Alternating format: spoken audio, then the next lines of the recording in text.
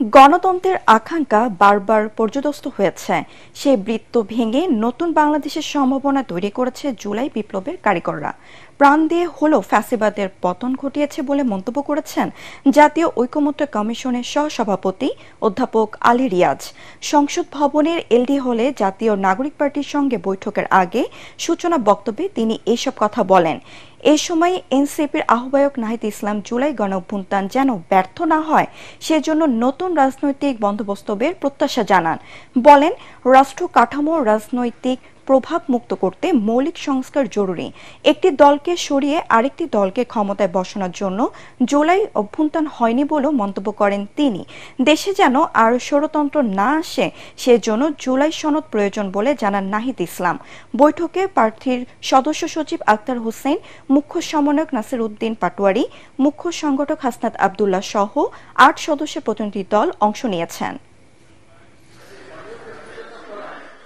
এই দেশের ইতিহাসে আমরা বারবার দেখেছি গণতন্ত্রের আকাঙ্ক্ষাকে কিভাবে পর্যদস্ত করা হয়।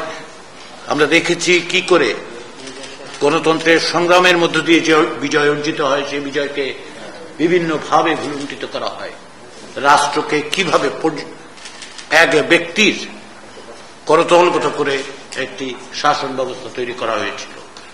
আজকে সেই সম্ভাবনা আপনারা তৈরি করেছেন, আপনারা নেতৃত্ব দিয়েছেন, লক্ষ মানুষ আপনাদের ডাকে সাড়া দিয়ে পরিবর্তনের পথে এক নতুন বাংলাদেশের সম্ভাবনার জায়গাগুলো আপনারা তৈরি করে দিতে পেরেছেন।